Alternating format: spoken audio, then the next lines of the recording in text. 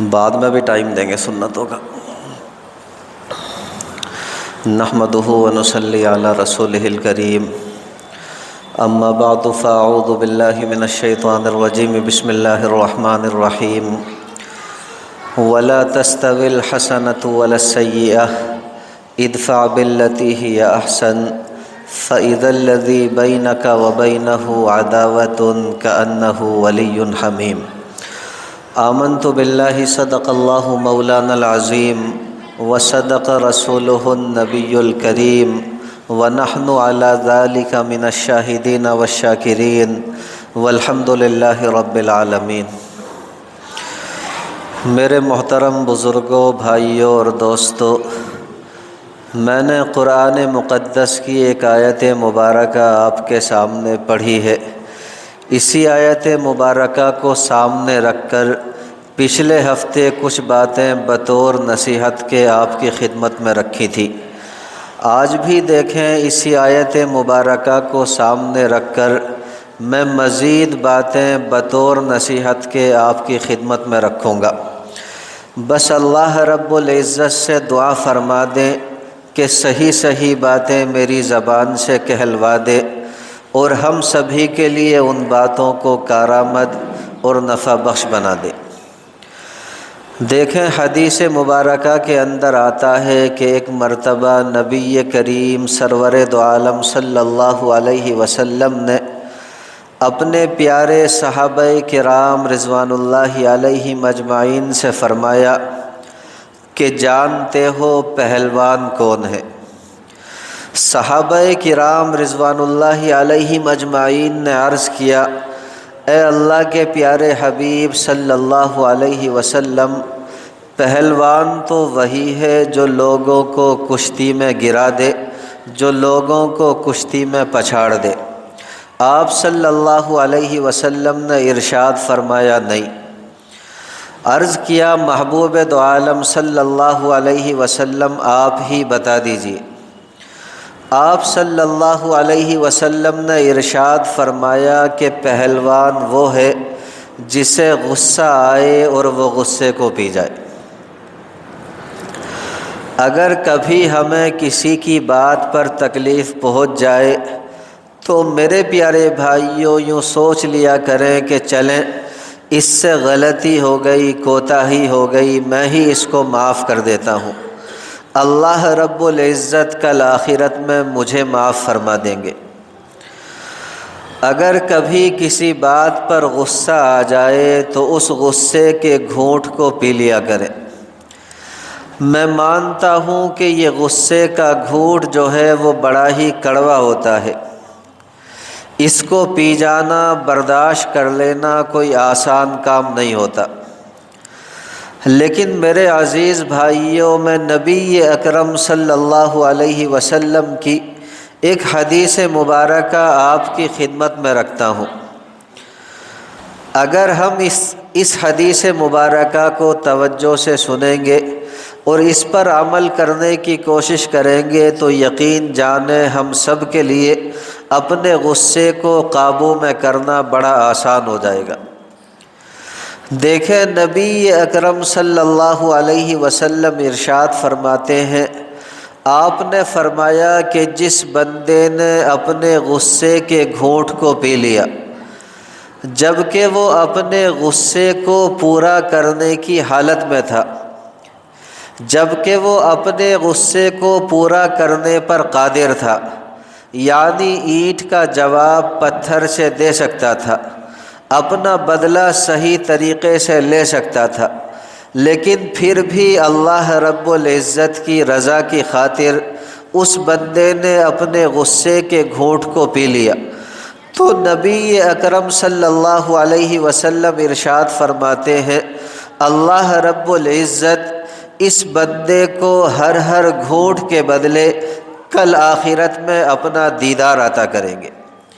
یعنی یہ بندہ کل آخرت میں اللہ رب العزت کے جلوے دیکھے گا۔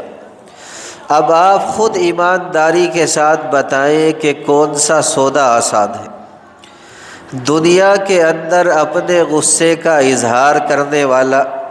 یا پھر دنیا میں معاف کر کے کل آخرت میں اللہ رب العزت کا دیدار کرنے والا۔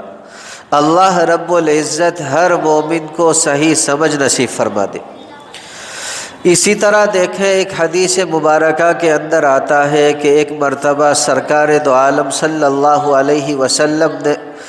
اپنے پیارے اصحاب سے فرمایا کہ جانتے ہو بانجھ عورت کون ہے؟ صحابہ کرام رضوان اللہ علیہم اجمعین نے عرض کیا، اے اللہ کے پیارے حبیب صلی اللہ علیہ وسلم، بانجھ عورت تو وہی ہوتی ہے جس کے کوئی بیٹا بیٹی نہ ہو، جس کے کوئی بچہ بچی نہ ہو، آسان لفظوں میں کہیں کہ جس کے کوئی اولاد نہ ہو۔ اس کو ذرا خاموش کر دو بچے کو، کہنا پیچھے بیٹھ جاؤ، وہاں بیٹھ جاؤ، وہاں پیچھے۔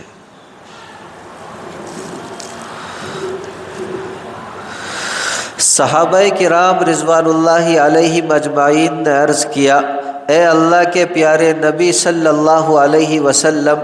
بانجھ عورت تو وہی ہے جس کے کوئی بیٹا بیٹی نہ ہو۔ آپ صلی اللہ علیہ وسلم نے ارشاد فرمایا، نہیں۔ صحابہ کرام رضوان اللہ علیہ مجمعین نے عرض کیا، آپ ہی بتا دیجیے۔ آپ صلی اللہ علیہ وسلم نے ارشاد فرمایا کہ بانجھ عورت وہ ہے جس کا کوئی بیٹا یا بیٹی، جس کا کوئی بچہ یا بچی بچپن کی حالت میں انتقال نہ کیا ہو، فوت نہ ہوا، کیونکہ یہ معصوم بچے کل آخرت میں اپنے ماں باپ کے حق میں سفارش کریں گے اور اللہ رب العزت ان کی سفارش تو قبول فرمائیں گے،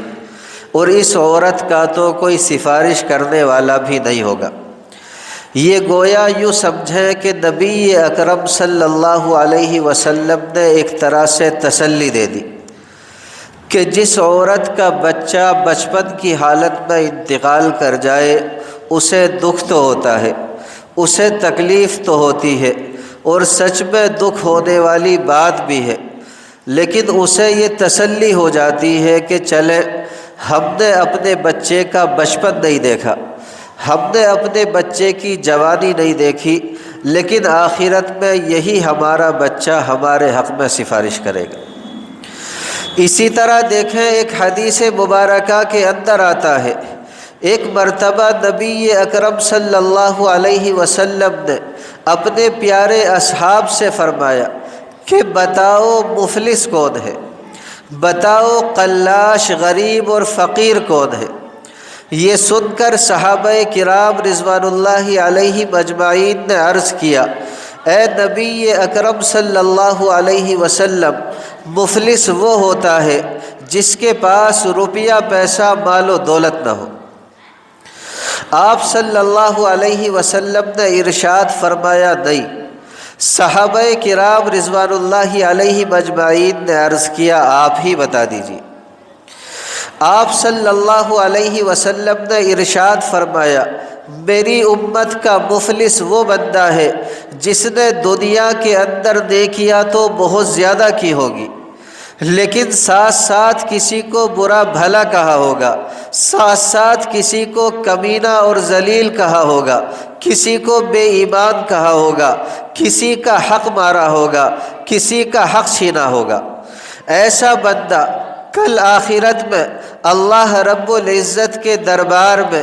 اس طرح کھڑا ہوگا کہ حق والے اس سے اپنے حقوق مانگ رہے ہوں گے، اور اللہ رب العزت ان حق والوں کو ان کے حقوق کے بدلے اس کی نیکیاں دلوا رہے ہوں گے۔ حتیٰ کہ ایک وقت ایسا بھی آئے گا کہ اس بندے کی ساری نیکیاں ختم ہو جائیں گی، اس کے پاس ایک نیکی بھی باقی نہ رہے گی، لیکن حق والے اب بھی کھڑے ہوں گے اور کہیں گے کہ رب کریم ہمیں بھی ہمارا حق دلوائیے، یا اللہ ہمیں بھی ہمارا حق دلوائیے۔ اب اللہ رب العزت یہ کریں گے کہ جو حق والے ہوں گے ان کے جو گناہ ہوں گے وہ ان سے لے کر کے اس کے سر کے اوپر لاد دیں گے، حتیٰ کہ ایک وقت ایسا آئے گا کہ اس کے سر پر گناہوں کا بوجھ ہوگا۔ نبی اکرم صلی اللہ علیہ وسلم ارشاد فرماتے ہیں کہ میری امت کا مفلس یہ آدمی۔ جس نے دنیا کے اندر نیکیاں تو بہت زیادہ کی تھی، لیکن بندوں کے حقوق کا خیال نہ رکھنے کی وجہ سے، اپنی بد احتیاطی کی وجہ سے اپنی نیکیاں دے بیٹھا اور دوسروں کے گناہ اپنے سر لے بیٹھا، تو صحیح معنوں میں غریب اور مفلس جو ہے وہ یہ آدمی ہے۔ اس لیے کہتا ہوں کہ میرے پیارے بھائیوں، آج کسی کو الٹا سیدھا کہہ دینا یہ بڑا آسان ہے، آج کسی کو برا بھلا کہہ دینا بڑا آسان ہے، آج آپ کسی کو کمینہ کہہ دیں، آج آپ کسی کو ذلیل کہہ دیں، آج آپ کسی کو بے ایمان کہہ دیں، آج آپ کسی کا حق مار لیں، آج آپ کسی کا حق چھین لیں، یہ ساری باتیں بڑی آسان ہیں۔ لیکن یاد رکھیں، کل آخرت میں اللہ رب العزت کے دربار میں ان کا جواب دینا بڑا مشکل کام۔ آپ ذرا تصور کر کے دیکھیں کہ کل آخرت میں جب اللہ رب العزت کا دربار لگا ہوگا، اللہ رب العزت اتنے جلال میں ہوں گے، اتنے غصے میں ہوں گے کہ میری اور آپ کی تو حیثیت کیا ہے۔ انبیاء کرام تھرا رہے ہوں گے، اولیاء کرام کانپ رہے ہوں گے۔ اس وقت اگر اللہ رب العزت نے ہم میں سے کسی کو پکڑ کر یہ پوچھ لیا کہ بتا تو نے میرے فلاں بندے کو کمینہ اور ذلیل کیوں کہا تھا، تو نے میرے فلاں بندے کو بے ایمان کیوں کہا تھا، تو نے میرے فلاں بندے کا حق کیوں مارا تھا، ایمانداری کے ساتھ بتائے کہ اللہ رب العزت کی عدالت میں ان باتوں کا جواب دینا کتنا مشکل ہو جائے گا۔ اس لیے اللہ رب العزت سے دعا کیا کریں کہ اس وقت کے آنے سے پہلے اللہ رب العزت ہم سبھی کو اپنے آپ کو سنوارنے کی توفیق مرحمت فرما دے۔ دیکھیں، علماء کرام نے لکھا ہے کہ موت کے بعد انسان کے 5 حصے ہو جاتے۔ ایک روح جسے ملک الموت لے کر کے چلے جاتے ہیں، ایک انسان کا جسم جسے کیڑے کھا جاتے ہیں، اسی طرح میرے پیارے بھائیوں ایک انسان کا مال جسے وارث لے لیتے ہیں، اور چوتھے نمبر پر انسان کی ہڈیاں جنہیں مٹی کھا جاتی ہے، اور 5ویں نمبر پر انسان کی نیکیاں، انسان کے نیک اعمال جنہیں کل آخرت میں وہ بندے لے لیں گے جن کا حق اس نے دنیا کے اندر مارا ہوگا۔ لہٰذا افسوس ہے، اور انتہائی افسوس ہے اس بندے پر جس نے دنیا کے اندر نیکیاں بہت زیادہ کی تھی، لیکن بد احتیاطی کی وجہ سے اپنی نیکیاں دینی پڑ گئی اور دوسروں کے گناہ اپنے سر لینے پڑ گئے۔ اللہ رب العزت ہر مومن کی ان باتوں سے حفاظت فرمائے۔ اسی طرح دیکھیں، آج ایک یہ بیماری ہمارے اندر بڑی عام ہو گئی کہ اگر اللہ رب العزت ہمارے کسی بھائی کو ذرا سا نواز دے، ذرا سا کسی بھائی کا ہاتھ پکڑ لے، اسے ترقیاں دے دے، اسے عزتوں سے نواز دے، تو ہم فوراً اس سے حسد کرنا شروع ہو جاتے ہیں، ہم فوراً اس سے جلنا شروع ہو جاتے ہیں، ہم فوراً اس سے حسد کرنے لگتے ہیں۔ دیکھیں، نبی اکرم صلی اللہ علیہ وسلم ارشاد فرماتے ہیں، آپ نے فرمایا الحسد یاکل الحسنات کما تاکل النار الحطب، کہ حسد جو ہے وہ انسان کی نیکیوں کو اس طرح کھا جاتا ہے جس طرح آگ لکڑی کو جلا کر کے کھا جاتی ہے، ختم کر دیتی ہے۔ یعنی اگر ہم کسی بندے سے جلیں گے، اگر ہم کسی بندے سے حسد رکھیں گے، اگر ہم کسی بندے کو ترقیوں کو چھوتا ہوا دیکھ کر کے جلیں گے، تو ہمارے اس عمل کی وجہ سے یاد رکھیں ہماری نیکیاں اس طرح ضائع ہو جائیں گی جس طرح آگ لکڑی کو جلا کر کے ضائع اور تباہ و برباد کر دیتی۔ اسی طرح ایک بیماری آج ہمارے اندر یہ بڑی ہی عام ہو گئی کہ اگر ہمیں اپنے کسی بھائی کا کوئی عیب پتہ چل جائے،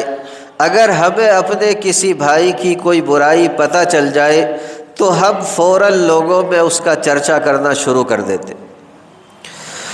ہم فوراً اس برائی کو لوگوں کے اندر پھیلانا شروع کر دیتے ہیں۔ یاد رکھیں میرے عزیز بھائیوں، جب ہم اپنے کسی بھائی کی غیبت کرتے ہیں، چغلی کرتے ہیں، اس کی برائیاں لوگوں کے سامنے پھیلاتے ہیں، اس وقت ہمارے اس بھائی کے جو گناہ ہیں وہ دھل رہے ہوتے ہیں، اور ہمارے سروں کے اوپر گناہوں کا بوجھ جو ہے وہ میرے پیارے بھائیوں آ رہا ہوتا ہے۔ تو اگر ہم اپنے کسی بھائی کی غیبت کر رہے ہیں تو سچی بات یہ ہے کہ ہم اس کا تو بھلا ہی کر رہے ہیں اور اپنا نقصان کر رہے ہیں، یعنی اس کی نیکیاں بڑھا رہے ہیں اور اپنے میرے پیارے بھائیوں گناہوں کو بڑھا رہے ہیں، نیکیوں کو کم کر رہے ہیں۔ اس لیے کہتا ہوں کہ ہمیں چاہیے کہ ہم کسی سے حسد کرنے والے نہ بنیں، ہمیں چاہیے کہ ہم کسی کی غیبت کرنے والے نہ بنیں۔ اگر میرے پیارے بھائیوں بننا ہے تو پھر ایک دوسرے کا خیر خواہ بنے، ایک دوسرے کا ہمدرد بنے، ایک دوسرے کے کام آنے والے بنے۔ دیکھیں قرآن مقدس کے اندر ہے کہ ایک مرتبہ حضرت سلیمان علیہ السلام اپنے لشکر کے ساتھ کہیں سفر پر جا رہے تھے، کہیں راستے میں سفر کر رہے تھے، وہاں راستے میں کچھ جو ہے وہ چیٹیاں چل رہی تھی۔ دیکھیں ان چیٹیوں میں سے ایک چیٹی نے اپنی باقی چیٹی ساتھیوں سے کہا، اس نے کہا کہ یا ایھا النمل، اے چیٹیوں، ادخلوا مساکنکم، تم سب کی سب اپنے بلوں میں داخل ہو جاؤ، تم سب کی سب اپنے بلوں میں گھس جاؤ، لا یحطمنکم سلیمان وجنودہ وہم لا یشعرون، کہیں ایسا نہ ہو کہ سلیمان علیہ السلام اور ان کا لشکر بے دھیانی میں تمہیں رونتا ہوا گزر جائے۔ یہ گویا ایک چیٹی نے باقی چیٹیوں کے ساتھ میرے پیارے بھائیوں خیر خواہی کی بات کہی، ہمدردی کی بات کہی۔ اللہ رب العزت کو اس کا یہ عمل اتنا اچھا لگا، اتنا پسند آیا کہ اللہ رب العزت نے اس واقعے کا تذکرہ قرآن مقدس کے اندر فرما دیا، اور قرآن مقدس کی ایک سورت کا نام سورہ نمل رکھا گیا، جس کے معنی آتے ہیں چیوٹی۔ تو میرے پیارے بھائیوں، میں کہتا ہوں رب کریم اگر ایک چیوٹی دوسری چیوٹیوں کے ساتھ خیر خواہی کرتی ہے،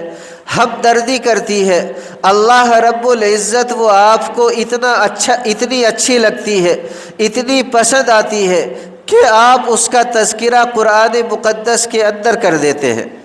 اور قرآن مقدس کی ایک سورت کا نام چیوٹی کے نام پر رکھا جاتا ہے۔ تو اگر ایک انسان دوسرے انسان کے ساتھ خیر خواہی کرے گا، ایک انسان دوسرے انسان کے ساتھ ہمدردی کرے گا، تو رب العالمین آپ اس بندے سے کس قدر خوش ہوں گے،